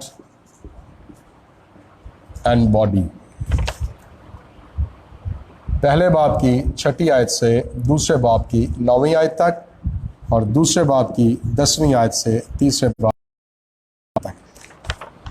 नंबर 1, काहिनों के बारे में क्या कहा गया कि ये हकीर कुर्बानियां गुजरानते हैं, खुदा को उनसे नफरत है। यानी हकीर कुर्बानियों से मुराद है, यहां पर हमें एक कॉन्सेप्ट मिलता है लेफ्ट ओवर का कॉन्सेप्ट। लेफ्ट ओवर के कॉन्सेप्ट से मुराद है ऐसी चीजें जो छोड़ दी जाती हैं, लेफ्ट ओवर। मसलन जब हम सुबह को नाश्ता करते हैं तो जो हम कई दफा अपना रात का जो बचा हुआ सालन है, हम रोटी के साथ वो लेते हैं, तो जो लेफ्ट ओवर होता है वो हम सुबह को इस्तेमाल करते हैं, यानी बचा कुचा। तो जो फर्स्ट फ्रूट्स हैं वो खुदा के हजूर नहीं ला रहे, बल्कि जो बचा कुचा है वो खुदा के हजूर ला रहे हैं। सो हकीर कुर्बानियां। नंबर 2, बुलंद बांग दावे, कहते हैं और क्या करें, सब कुछ कर रहे हैं, और बुलंद बांग दावे या उनके जो सरमन्स है, जो वाज है, वो गोया वो ये बताने की कोशिश कर रहे हैं कि भाई जो कुछ आप की डिमांड है, खुदा को कह रहे हैं कि जो कुछ तेरा तकाजा है, डिमांड है, सारी रिक्वायरमेंट्स तो पूरी कर रहे हैं। तो ये यूं ही है कि जैसे हकीर कुर्बानियां हो और बड़े बड़े वाज हो कि ऊंची दुकान और फीका पकवान।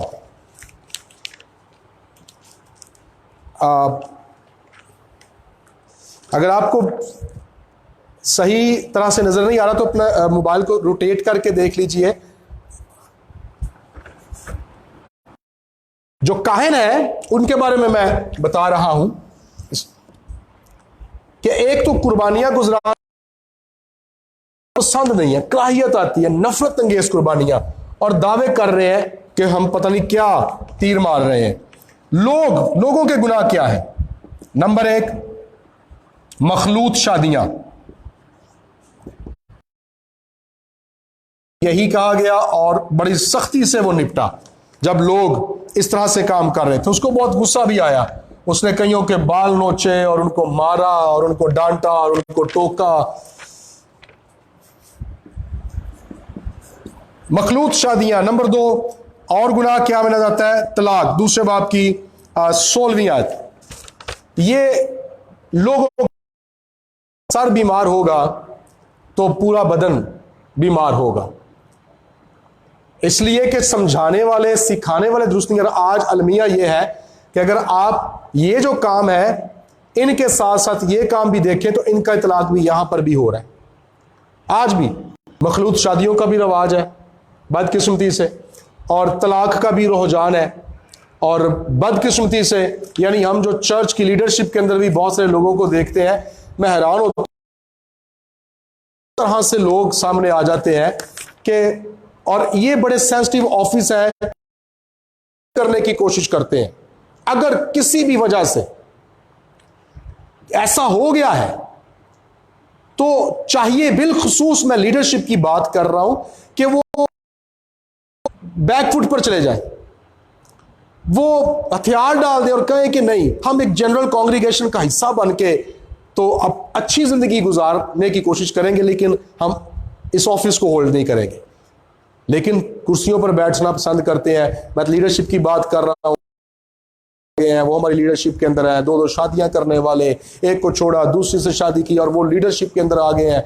और फिर लोग भी वैसे ही हैं हमारे, सब कुछ चल रहा है, लेकिन ये खुदा के हजूर में मुनासिब नहीं है, ये अच्छी तालीम नहीं है, ये अच्छा मॉडल नहीं है जो हम दे रहे हैं। ये लोग मॉडल हैं। अगर मॉडल खराब होगा तो लोगों के अंदर करप्शन क्या होगी? अगर चर्च की लीडरशिप खराब होगी तो आप देखें चर्च के अंदर कैसी कैसी बदियां आएंगी, कैसे कैसे गुनाह दाखिल होते जाएंगे। तो समझाएगा कौन, सिखाएगा कौन? आखिर ने के मुंह खावे तक शर्मांदियां ने। जब खुद बदी में मुलवस होंगे तो किसी को क्या बता सकेंगे कि यह काम गलत है, और खुद हम ऐसा काम कर रहे हैं। तो बाइबल मुकद्दस तलाक के खिलाफ है। मलाकी की किताब में बड़ा सख्त लिखा है, खुदा तलाक से बेजार है और खुदा नाराज है तलाक से। दूसरी, एक ही को खुदा ने पैदा किया ताकि खुदा तरस नस्ल पैदा हो, और बाइबल मुकद्दस हमें दूसरी शादी की भी इजाजत नहीं देती। फिर क्या हो रहा था? नंबर 3, मजदूरों,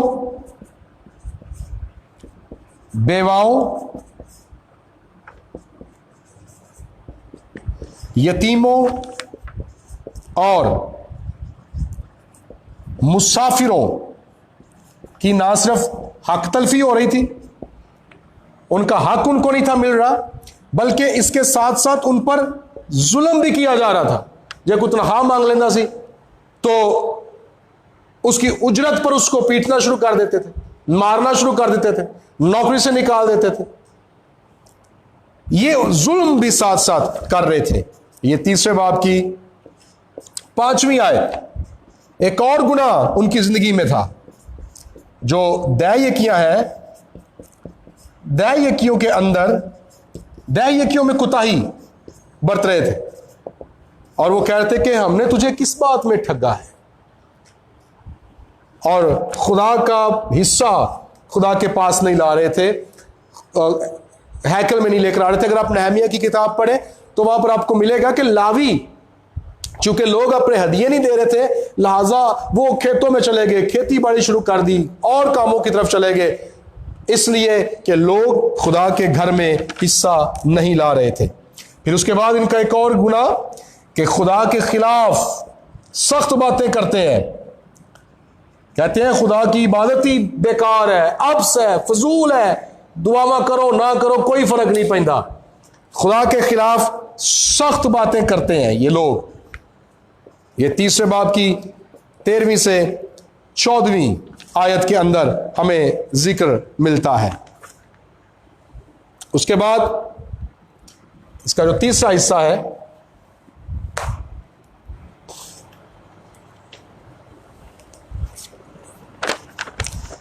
पहले 2 हमने लिखे, अब नंबर 3, ये जो आउटलाइनिंग मैं कर रहा हूं, खाका कशी। नंबर 3, फिर खुदा इनसे मुस्तकबिल में बहाली और रिहाई का वादा करता है।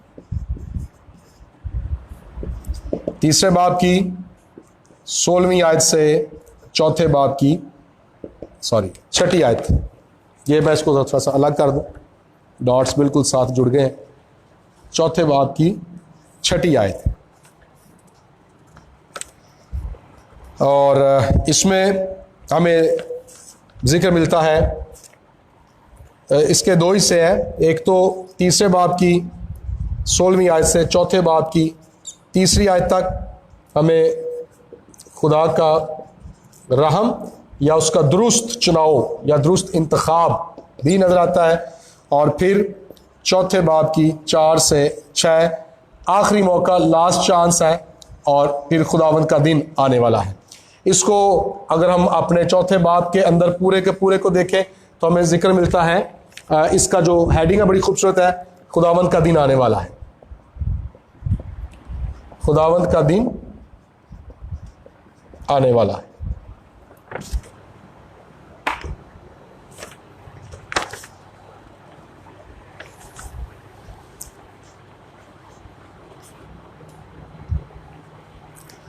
तो अजीजों, ये एक मैंने खाका बनाने की कोशिश की है कि उस दौर में काहिन जो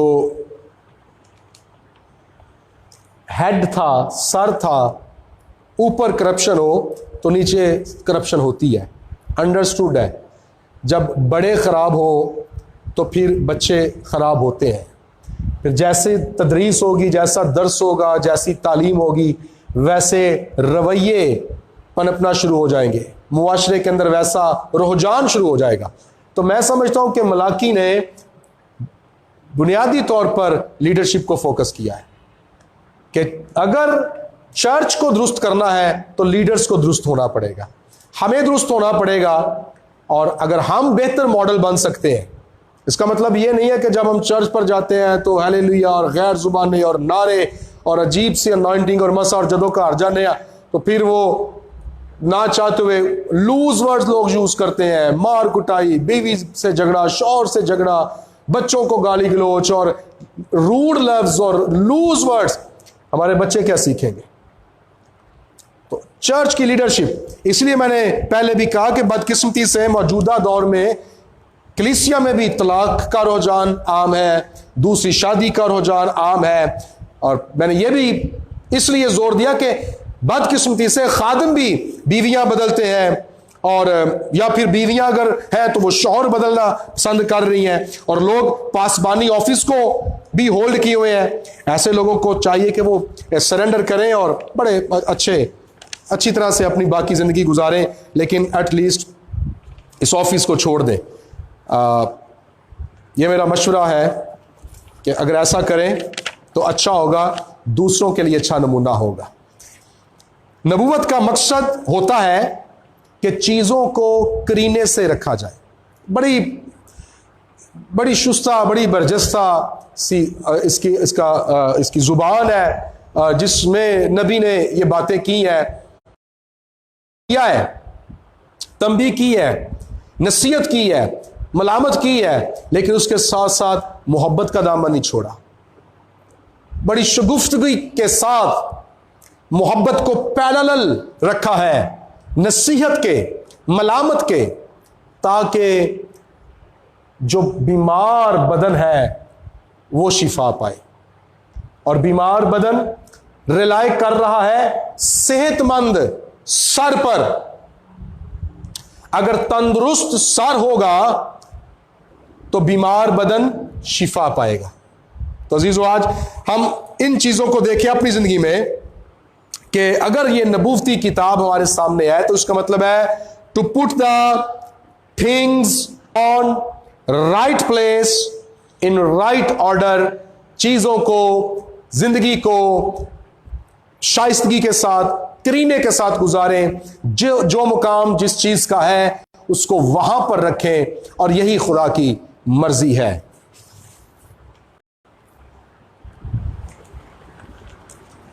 मैं अपने तमाम जो हमारे सुन रहे हैं स्टूडेंट्स, बिलखुसूस मैं उनसे मुखातिब हूं WMTS के, कि आप यकीनन नोट्स बना रहे हैं, क्योंकि फिर थोड़ा सा और लिखने वाला काम है, ताकि उसके बाद जो है आपके पास जब डायरेक्टर साहब ऑर्डर करेंगे और इसके अगर टेस्ट लेने हुए तो आपके पास ये नोट्स जो है ये महफूज होंगे।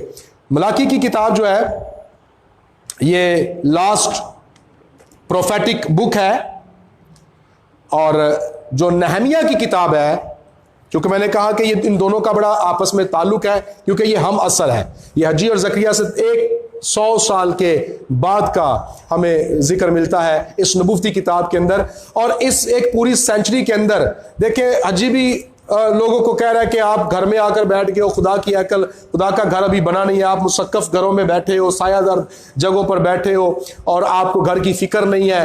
तो लोग सीख नहीं रहे हैं, पै दर पै नबी भी आ रहे हैं सिलसिलावार, और कलाम भी हो रहा है, लेकिन लोग तौबा नहीं कर रहे हैं, लोग सीख नहीं रहे हैं। आज आप देखें इस कोविड-19 को देखें, एक के बाद एक कोई ना कोई सिलसिला आता है, ये वायरस है, लॉकडाउन कर दिया है, बहुत कुछ होता है, बहुत सारे लोग नॉर्मल है।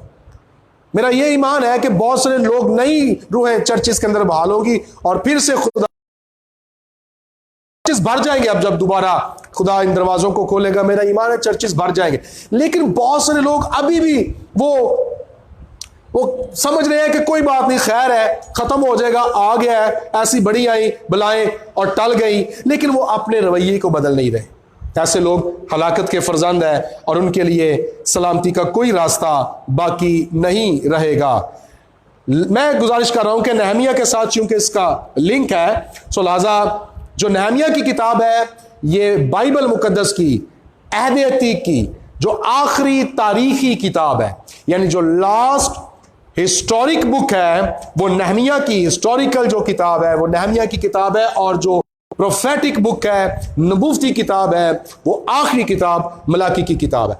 बेशक इब्रानी तरतीब में ये आखिरी नहीं है, लेकिन हफ्तादी तरतीब के अंदर ये आखिरी किताब है, और उसी को हमने अपने उर्दू तर्जमे के अंदर भी शामिल किया, जो हमारे पास अंग्रेजी से आया, और रोमन कैथलिक तर्जमा जो वेलगेट है, ये डायरेक्ट जो तर्जमा उन्होंने किया उर्दू का। तो लेकिन तरतीब जो है हमारे पास, ये हमारी प्रोटेस्टेंट बाइबल के आखिर में जो मलाकी की किताब है, ये लास्ट प्रोफेटिक बुक है, लास्ट हिस्टोरिकल बुक है। इसलिए जब आप मलाकी को पढ़ें तो नहमिया को भी पैरेलल लेकर चलने की कोशिश करें। अब यहां पर 6 क्वेश्चंस हैं, और मैं अपने इंडक्टिव बाइबल स्टडी के पैटर्न को यूज करते हुए इसके 3 कॉलम बनाऊंगा, ऑब्जर्वेशन और फिर एप्लीकेशन, उसकी इंप्लीमेंटेशन। और जो इंप्लीमेंटेशन होती है वो हमारे पास चैलेंज होता है कि कैसे हम कर सकते हैं, how can we do, how we need to do, कैसे हम कर सकते हैं, उसको अप्लाई कैसे कर सकते हैं, उसकी इंप्लीमेंटेशन कैसे हो सकती है। तो वो एक चैलेंज होगा। तो मैं उम्मीद करता हूं कि आपने इसको नोट कर लिया है।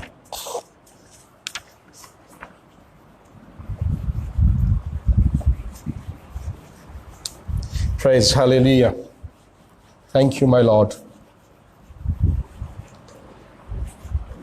अभी हम ये आउटलाइनिंग हमने की है, 2 मुख्तलिफ तरीकों से तदरीसी नुकात लिखे हैं, और फिर लेकिन ये जो हिस्सा आएगा ये चार्टिंग के अंदर आता है, और उसमें हम क्वेश्चंस जो है वो देखेंगे। वैसे इंडक्टिव स्टाइल में तो हम वर्ड्स आफ्टर वर्ड चलते हैं, एक एक आयत पर पैटर्न है जो हमारा चार्टिंग का सिलसिला होता है, जदूल साजी जिसको कहते हैं,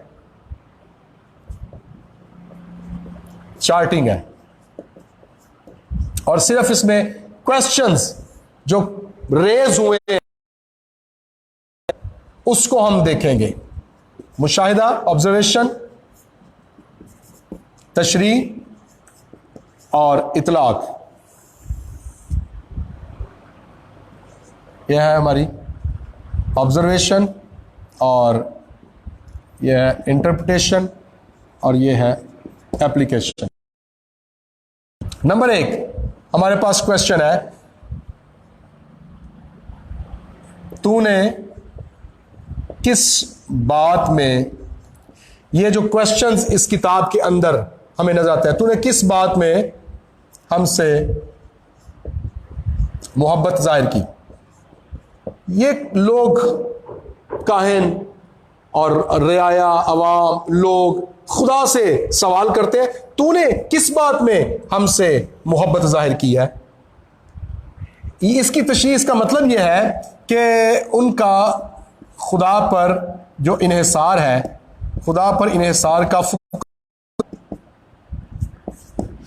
तूने किस बात, और वो गोया खुदा पर बेवफाई की तोहमत लगाते हैं, लगा रहे हैं। वो कैसे? वो कह रहे हैं कि मोहब्बत तो हम कर रहे हैं, हम कुर्बानियां नहीं चढ़ा रहे, हम इबादतें नहीं कर रहे, मोहब्बत तो हम कर रहे हैं। जो देखे हैकल नहीं बना ली, खूबसूरत हैकल बना लिया, सारा कुछ तो कर रहे हैं। तो वो दर हकीकत कह रहे हैं कि देख, मोहब्बत तो हम कर रहे हैं और तू हमें एक के हाथ से छुड़ाता है, दूसरी सीरी में डाल देता है, बाबलियों के हाथों में डाला तो फारसियों में डाला, बहाल तो कर नहीं रहा, सल्तनत तो दे नहीं रहा। यही जब यीशु मसीह आए उस वक्त भी यहूदियों की यही डिमांड थी, और वो समझ रहे हैं कि मोहब्बत हम कर रहे हैं लेकिन तू हमसे तो प्यार नहीं कर रहा, मोहब्बत नहीं कर रहा। दर हकीकत खुदा पर, उस पर डिपेंड नहीं कर रहे और उसका फुकदान है।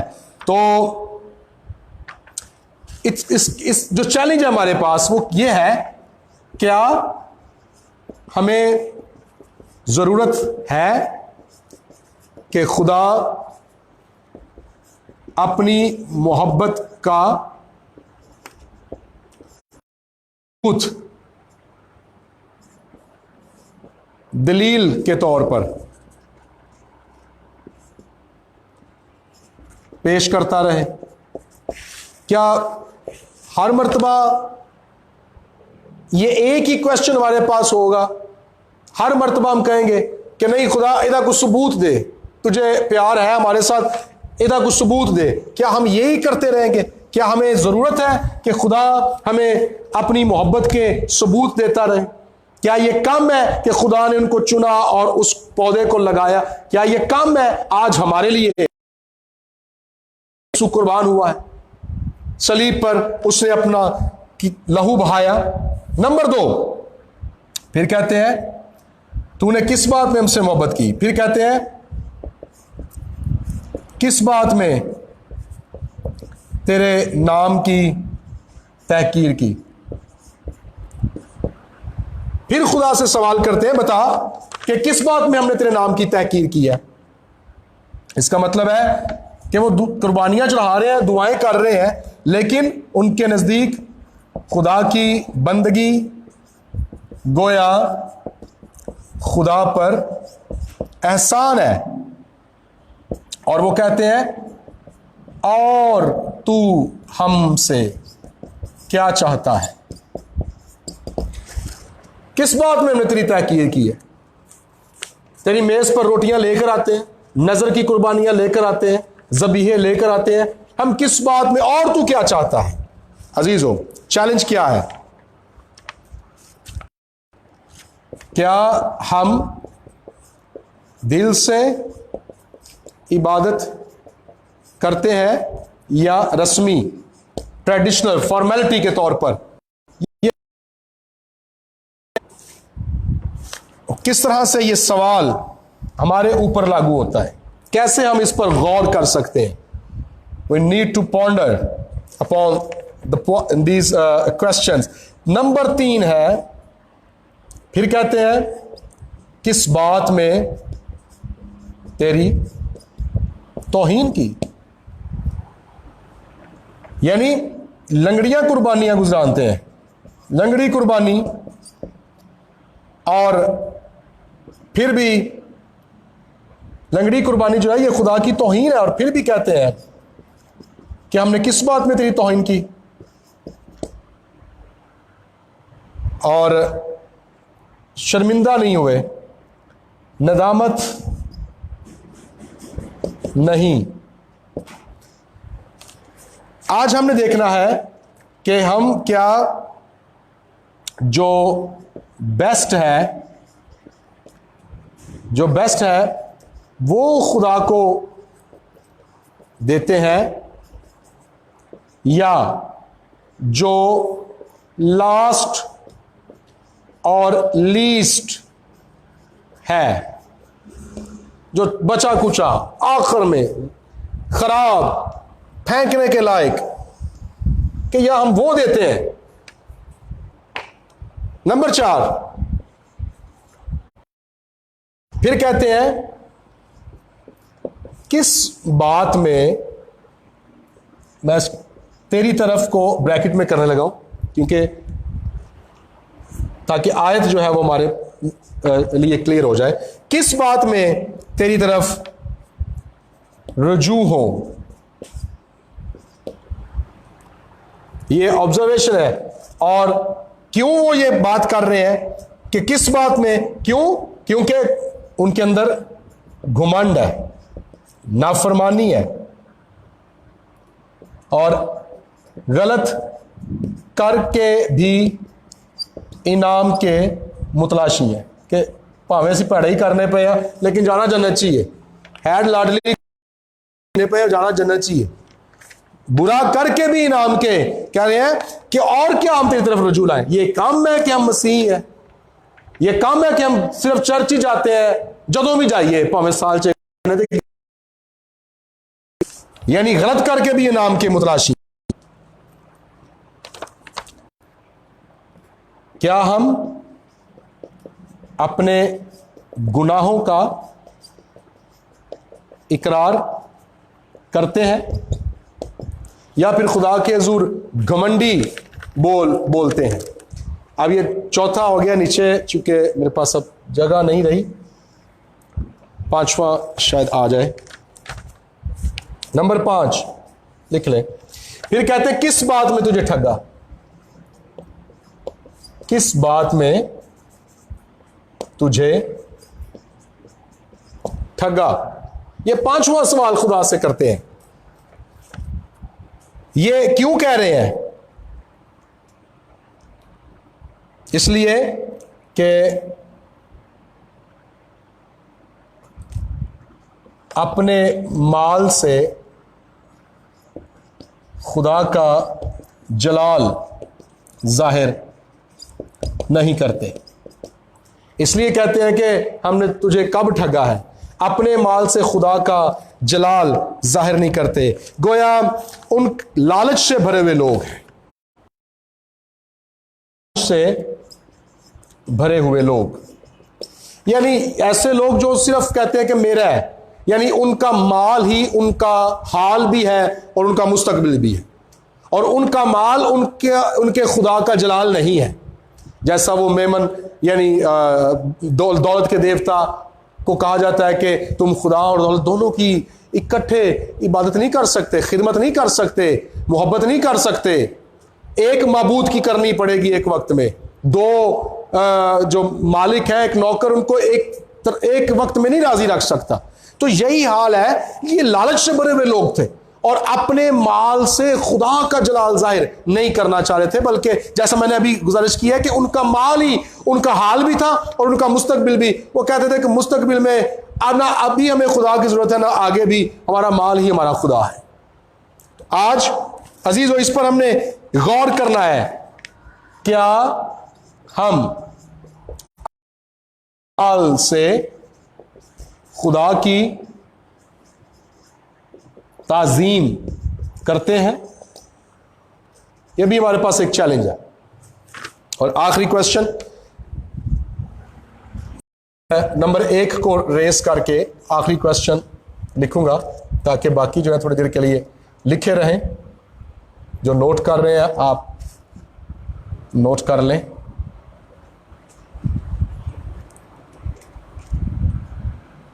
Praise hallelujah. ये वो तमाम क्वेश्चंस हैं जो इसलिए खुदा के सामने रेस कर रहे हैं, इसलिए नहीं कि वो अपने गुनाहों का इकरार कर रहे हैं, बल्कि वो अपनी डटाई जाहिर कर रहे हैं, घमंडी हैं और नेकी खुदा पर जाहिर कर रहे हैं और अपने एहसान खुदा को गिनवा रहे हैं कि जो कुछ हम तेरे लिए कर रहे हैं। छठा क्वेश्चन क्या है? हमने तेरी मुखालफत में क्या कहा? सवाल है, हमने तेरी मुखालफत में क्या कहा? अब देखें कैसा अजीब सवाल है। कहते हैं कि हमने तेरी मुखालफत में क्या कहा, और कहते क्या है? खुदा कहता है तुमने कहा, तीसरे बाब की 14वीं आयत, खुदा की इबादत करना अब्स है। फिर तूने कहा रब्बुल अफवाज के अहकाम पर अमल करना और उसके हुजूर मातम करना ला हासिल है। ये उनका हाल है और वो कहते हैं कि हमने तेरी मुखालफत में क्या कहा। खुदा कहते हैं कि ये कम मुखालफत है कि आप लोग कह रहे हो कि इबादतें अब्स हैं, दुआएं इनका असर ही कोई नहीं है, ये अब्स है, खुदा का कोई वजूद ही नहीं है, गोया खुदा कोई सुनता ही नहीं है कोई। तो हमने तेरी मुखालफत में क्या कहा? वो जाहरी चढ़ावे जो थे इबादत समझते थे। वो समझते थे जो जाहिर चढ़ावे है ये इबादत है। वो समझते थे कि जाहिर चढ़ावे इबादत है, लेकिन जब वो चढ़ावे चढ़ाते थे तो वो नाक चढ़ाते थे। अब मैं सारा नहीं लिख रहा। नाक चढ़ाते थे और इसको जहमत समझते थे। हमारे पास चैलेंज क्या है? क्या हम